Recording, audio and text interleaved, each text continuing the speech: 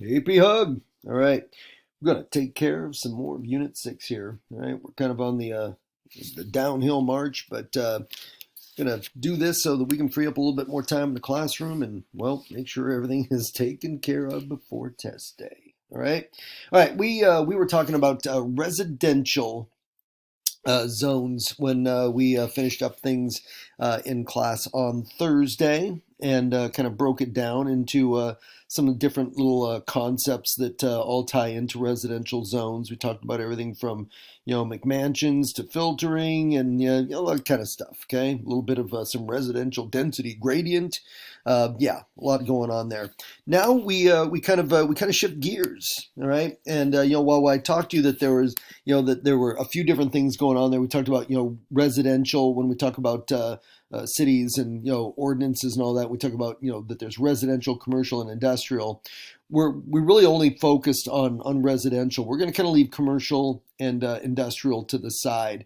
Industrial will kind of come back and actually talk to a bit about in some ways when we do our Unit 7, which has to do with industry and that sort of thing. But commercial, we've been kind of weaving that in and out everywhere that we've been talking about. When you have businesses going on, I mean, that's really what we're talking about commercial. And yesterday we're talking about strip malls. I mean, technically that is commercial. Yeah, anything from your gas stations, all that sort of thing. Okay, but for now we're going to shift gears and move it on over here to Section 5, the political organization of cities. Okay, we learned a lot about these ordinances and these rules and regulations that cities use to kind of keep a sense of order.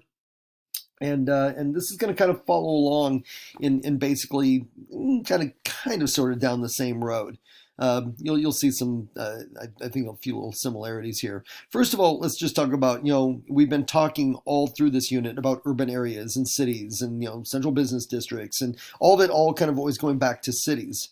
And when we talk about what a city is, I mean, when you get right down to it, it's a political thing. It's a political entity. Okay, when we use that term municipality, right? That is a reference to a city and really everything that a city brings to a community. When we think about all the services, which include everything from like what we do, education. Is one of those municipal services that fall under what a city is going to take care of. If you take a look at the picture over here on the side, also gives you plenty of other examples. Whether it's equal use of the law, whether it's police and fire protection, utilities like water. The justice system, again, housing, transportation, garbage, all these kinds of things. These are all the kind of services that typically city government is going to, bring to the people who live in a city. All right. Annexation, how cities go from being, mid-sized cities to large cities, how cities go from being small to mid-sized. I mean, that whole process. And usually what it is a process that we refer to as annexation. And that is where a city adds additional land to its boundaries, to its political entity, okay, adds it to its municipality. And a lot of times this is just going to be a process of it's not like an invasion or anything. Sometimes there'll be an election where people take a vote to allow to be annexed and be added into a city. Sometimes a city will just work with a community in an unincorporated area that wants to be covered by the services that city can provide. And so annexation a lot of times is a cooperative process where people who don't belong in the city want to belong to the city.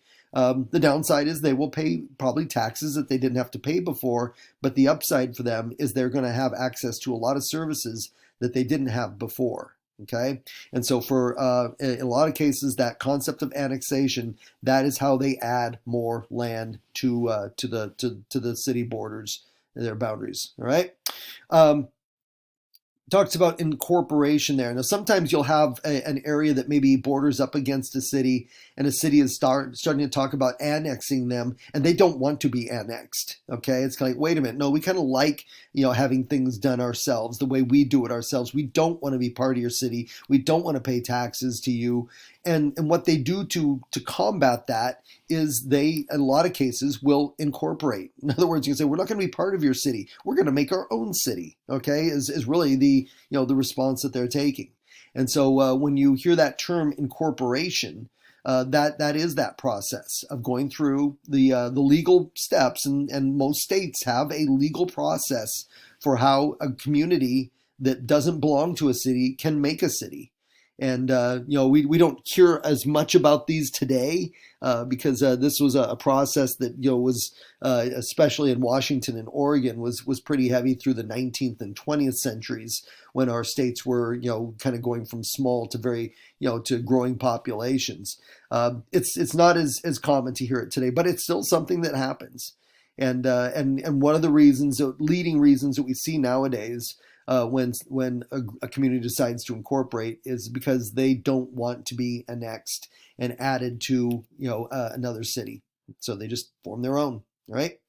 I'll kind of cut off there. Unincorporated areas. Some of you may live in unincorporated areas, I suppose. And that is, when you live, maybe, you live in a county. I mean, all Washington state is divided up into counties, as is Oregon. Most states in the United States, I think all states in the U.S. are. And, if you live outside of any city at all, I mean, truly, literally, there is no city that officially, your residence falls within the borders of, then you live in an unincorporated area. Okay. When I lived up for many, many years up in the Puyallup area, here in Washington. I lived for a long time in an unincorporated area where I was up in Pierce County. Puyallup was the nearby town that I lived by, but I wasn't within city limits, and there was no other city that was nearby. And over the course of time, I lived there for 20 years in the same house. And when I moved in, I was unincorporated. But during the process of living there, a new city incorporated itself, and that was it's not really a city, but the community of South Hill. And they did that because they did not want to become part of Puyallup. Puyallup wanted to annex the area where I lived, but the people that I lived around didn't want to pay taxes to Puyallup, and so we formed up our own. We became South Hill. But until then, I spent a lot of years living there where I didn't really. I mean, I used a Puyallup mailing address. But I was unincorporated. Okay. And when it came to services, I had to rely on county services. If I had an emergency, I was calling for Pierce County Sheriff's Department, not the Puyallup Police Department. If I had a fire in the house, I was calling for, Pierce County Fire Department, not the Puyallup Fire Department. You rely on county resources, which a lot of times are stretched thinner than city resources are going to be. And that's some of the trade-offs you make, when you're in an unincorporated area versus being in a city, those kinds of things. All right. Okay. Population and urban areas. What do I want to cover on this one? The idea of pretty much how we kind of organize and think about populations in cities and in urban areas. The idea of census tracts and census blocks. Okay, those are two different terms, census tracts and census blocks. But what they describe is pretty much the same thing. Whether you're looking at the map over on the left side down here in the corner and you see all those little boxes, all those little blocks in there, or this map over on the other side. When it comes to our 10-year census that we take here in the United States, we take our regions, and we can think of our states, and they I mean, we're already divided into counties, but then we subdivide into these census tracts and blocks. And this gives government an easier way of being able to go through and get a sense of how many people live in the various urban areas in our states, okay, is by dividing it into these tracts and into these blocks. And just makes it a little bit more manageable. We want to know how many people live in our state, in our cities, and even in our unincorporated areas, because that is what informs both county government, state government, in terms of the kinds of services that are needed. And if you have some of those census tracts or blocks that are beginning to decrease in population, then you can you can kind of back off on the services. Maybe you don't need as much, as many, personnel on a fire department, or maybe not as many personnel on a police department because the population is falling. But the inverse of that is true, is also true. If it's growing, then you need to start figuring out, are you going to run a bond? Are you going to raise taxes? How are you going to pay for more fire department? How are you going to pay for more police officers? That kind of a thing. And that's the importance of that census process. And that's how we kind of divide it up and figure it out. Okay. And that's kind of what I'm talking about there with number 2. All right. When I talk about qualitative and quantitative data, the quantitative, is like hard numbers. It's like we've got this many people, and that means we're going to need this much more as far as garbage disposal service or something like that. It's working with hard numbers. And then when you're talking about qualitative, there it gets a little bit more into how things feel. Is the census, are we not controlling growth the right way? Are people starting to get too crowded? It doesn't rely as much on kind of like the hard data.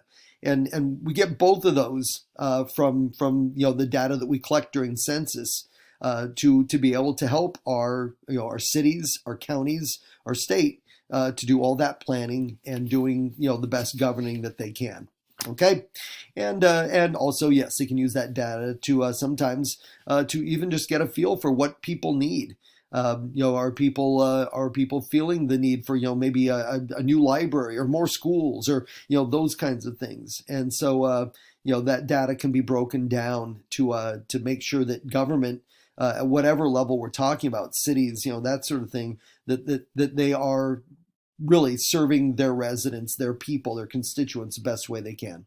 Okay, all right, urban challenges. This is the third part of Unit 6. Unit 6 is split into 3 kind of major you can think of them almost like chapters or sections. But part 3 deals with kind of the problems that come with large urban areas and with urban growth and that sort of thing. And so we split this up into I think 4 or 5 kind of subsections here. The first one is economic problems that happen in cities. Okay, and the main problem that a lot of cities in America deal with, and we've seen definitely an increase in this in about the last few years, especially some wonder if it's directly connected to the pandemic.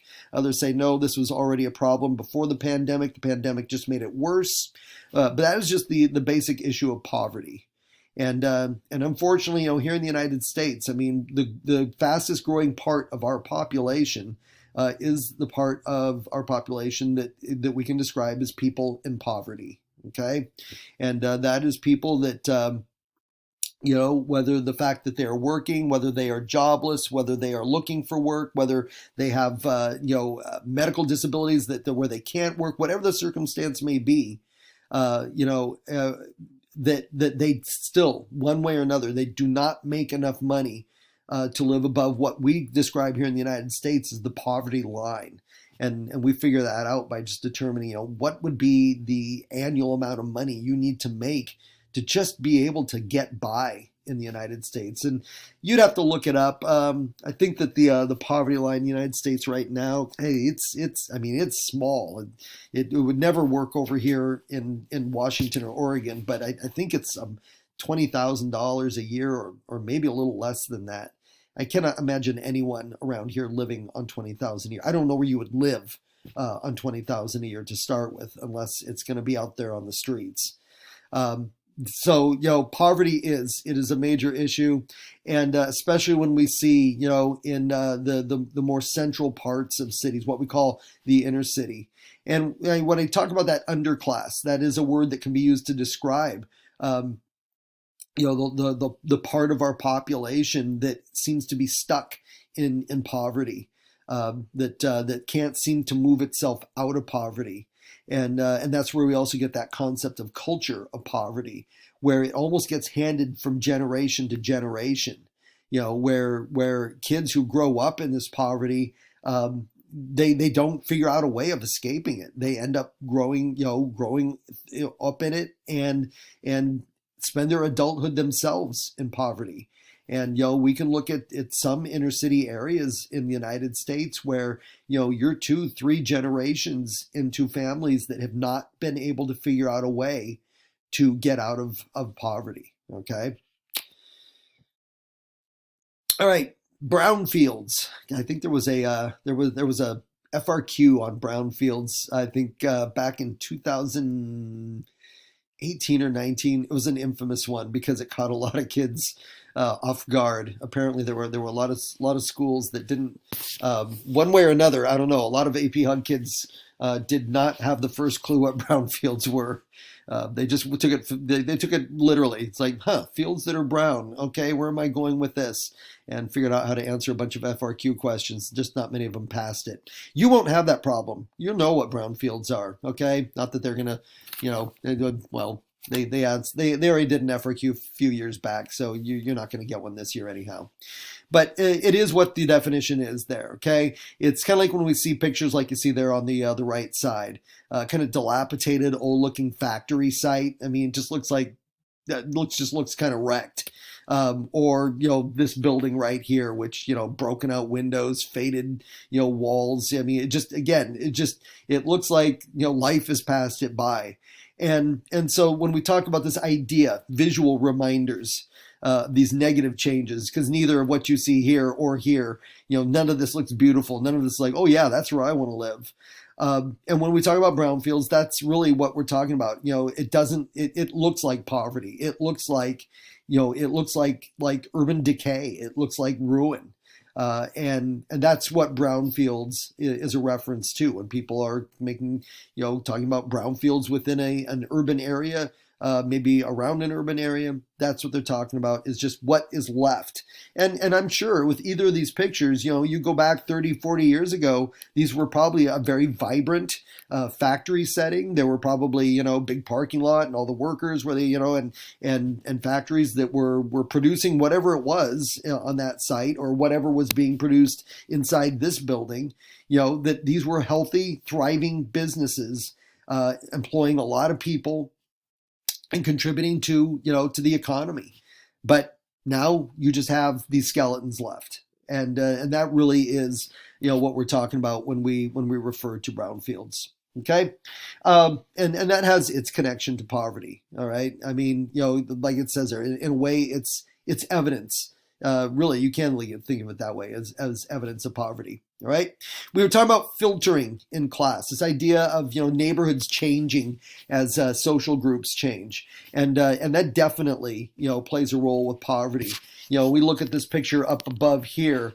I can guarantee you this little row of homes at one point in time probably had people who were probably like solid middle class, people who were doing pretty good for themselves were living here. But over the course of time, social groups have changed.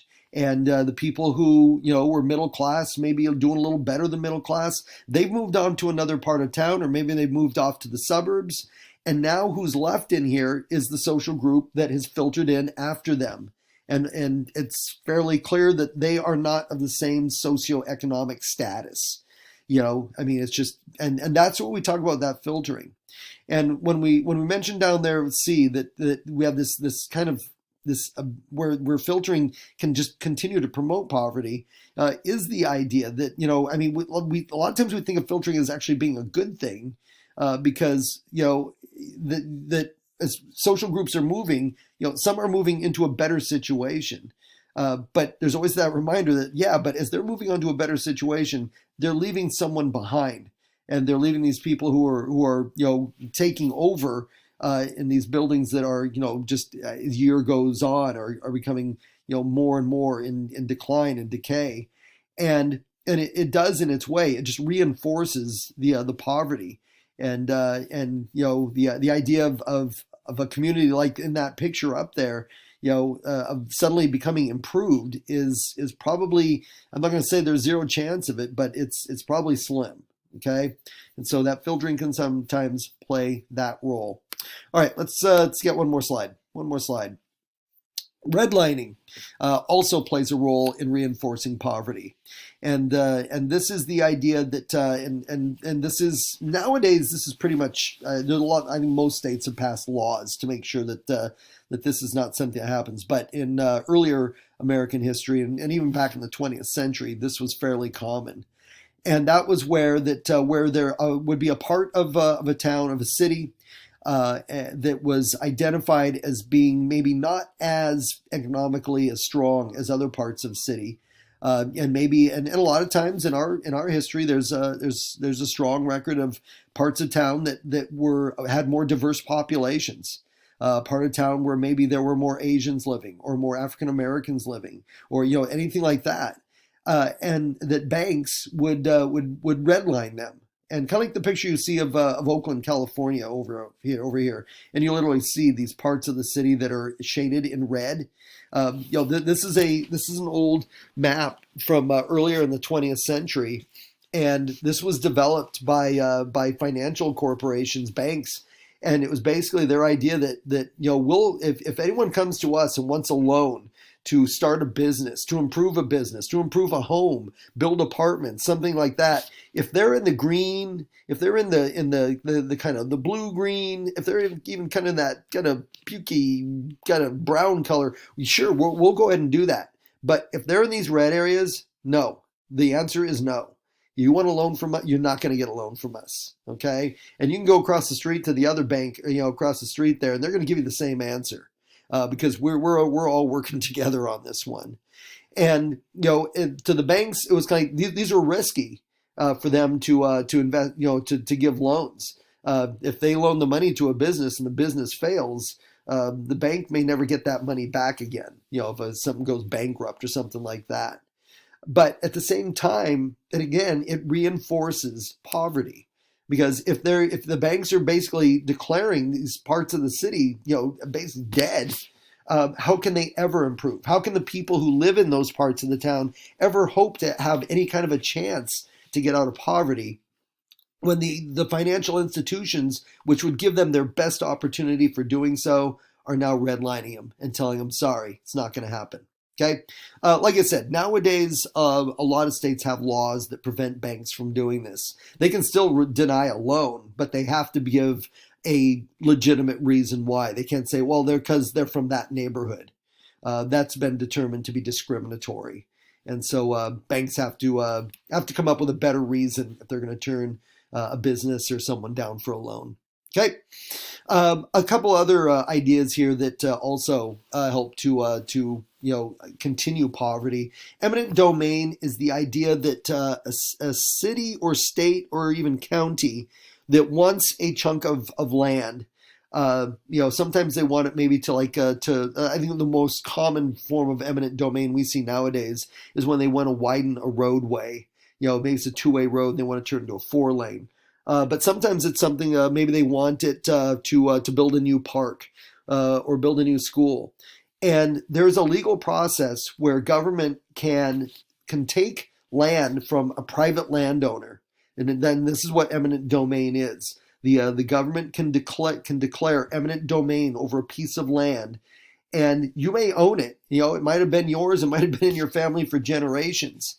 But the government has a way that they can step in. You can challenge this, and then a judge has to rule on it. But in a lot of cases, a judge is going to rule in favor of the city or the county or the state, and you have to give your land up to the government. Now, in exchange for that, you will be given the fair market value. You will be paid for it, and whatever that land is worth is what you'll be paid for it.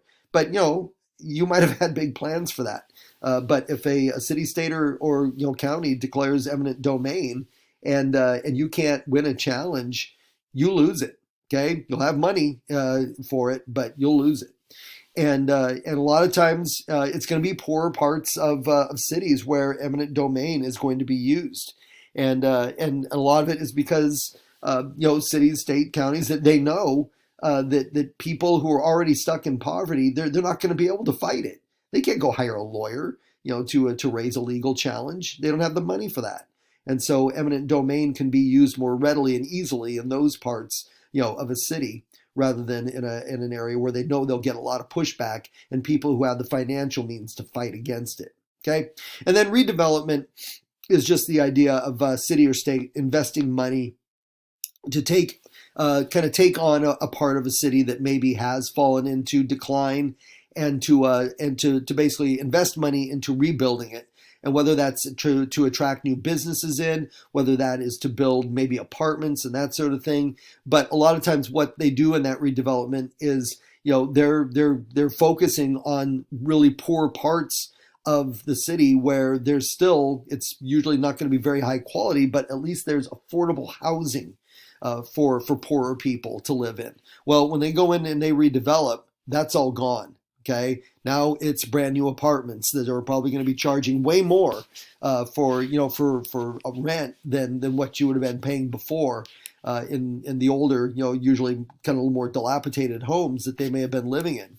Or it's been converted into an industrial park, and so now there's no housing at all, and that leaves people who are in poverty to try to find another alternative, or not finding another alternative could potentially force them, into homelessness, into the streets. And so those are a couple of other things that just, again, play their role, right? And as we go head on down to the end of this slide, part 2 of this second section, social and cultural problems that we see happen in cities. So housing issues that we see happen. Some of this connects in with I'm just talking to you about poverty. It all kind of fits together like a puzzle. A lot of the housing issues, the very houses that people are going to live in. Biggest issues do come about because of just poor quality of housing, especially in poorer parts of cities that where the housing is probably very old and might have been built very quickly at some point in time many years ago, and so wasn't built to last the ages. And suffers because of that. Insufficient availability, which is a major issue right now in 2022, where there are way more people who want housing than there's housing available. In the Vancouver, Portland area, they talk about the shortage of homes that are on the housing market right now, and how many people are trying to buy houses. But they also talk about, in some areas, a shortage of literally apartments, and the number of people who want to rent an apartment, and there are no real apartment rooms available right now. We have a real supply-demand problem right now, and it's a pretty complicated one to pick apart as to why this is going on in a country as wealthy as the United States. But it is a reality, and and right now we don't know if that's going to get better in the next year, or the next 5 years, or the next 10 years. And so that is a ongoing housing issue that can be a problem, and like I said, is definitely a problem right now. And that insufficient availability often leads to number 3, unaffordability, because when you've got a large supply of people, when you have this heavy demand on people for housing, but there's a very small supply. There we go. I got to get my supply-demand relationship correct there. What that means in the end is that what few housing opportunities are available are going to go up in price. I mean, that's supply and demand. And so we have seen I think about a 20% increase in house prices in the last year in the Portland, Vancouver area. That is incredible. 20% is usually what you would see in maybe a 10, 15 year time span, not in 12 months. But that's what we're viewing, because there's so many people trying to find a home, trying to find, they say apartment rents have gone up incredibly as well. Everything has become more expensive.